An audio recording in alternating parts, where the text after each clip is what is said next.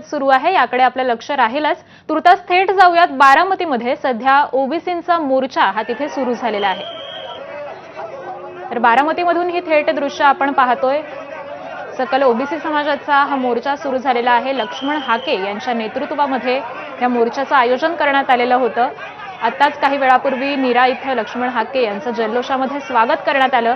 मराठा समाजातर्फे देखील त्यांचा सत्कार करण्यात आला आणि त्यानंतर आता लक्ष्मण हाके हे ओबीसी बांधवांसह बारामतीमध्ये दाखल झालेले आहेत।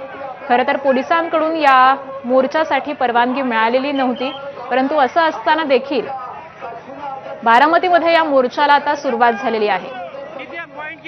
मराठा आरक्षणाच्या जीआरच्या निषेधार्थ लक्ष्मण हाके हे आक्रमक झालेले पाहायला मिळाले आणि त्यानंतर आता बारामतीमध्ये ओबीसींचा हा मोर्चा आयोजित करण्यात आलेला होता। पोलिसांनी परवानगी दिलेली नव्हती। खरं तर गणेशोत्सव आणि त्याचबरोबर ईदीच्या पार्श्वभूमीवर पोलिसांनी ही परवानगी नाकारलेली होती, परंतु आता बारामतीमध्ये या सकल ओबीसी समाजाच्या मोर्चाला सुरुवात झालेली आहे।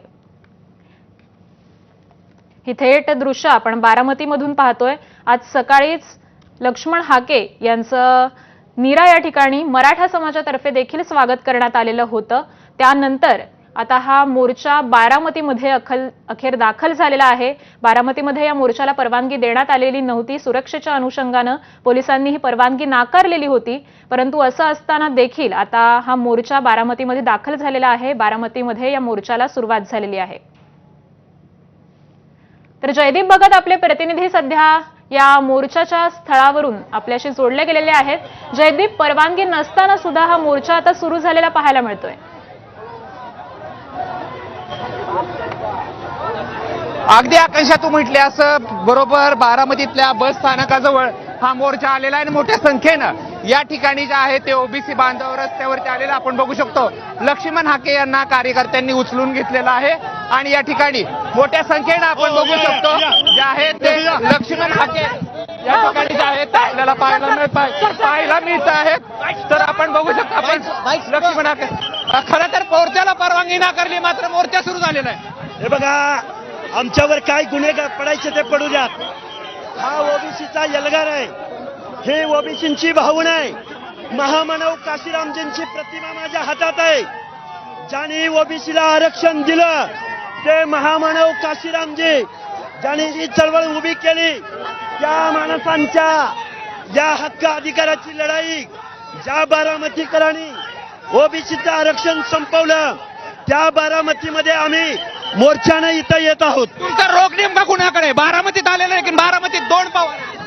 हे बघा, आमचा रोग पहिल्यांदा सत्ताधाऱ्यांकडे, त्यानंतर आम्ही या महाराष्ट्रातले सत्ताधारी अजितदादा पवार, त्याचबरोबर शरद पवार, सुप्रिया सुळे आणि रोहित पवार यांच्या विरोधामध्ये हा जनतेचा रोष आहे। खरं तर जे राजकीय पुढारी आहेत किंवा जे मंत्री आहेत ते सातत्याने सांगतायत की आम्ही कोणत्याही प्रकारचं ओबीसीचं आरक्षण देणार नाही, धक्का न लावता। कसा धक्का लागला नाही ते आम्हाला तुम्ही सांगावं। कसा धक्का लागला नाही ते तुम्ही आम्हाला सांगावं। या जीआरचा अर्थ तुम्ही आम्हाला समजावून सांगा। काय जीआरचा अर्थ आहे ते तुम्ही आम्हाला समजावून सांगा। खरं तर पोलिसांचा विरोध होता, पोलिसांनी परवानगी नाकारली, परंतु तुम्ही देखील या ठिकाणी आले। हे बघा, पोलिसांनी त्यांचं काम करावं, आम्हाला अटक करायची असली तरी करा।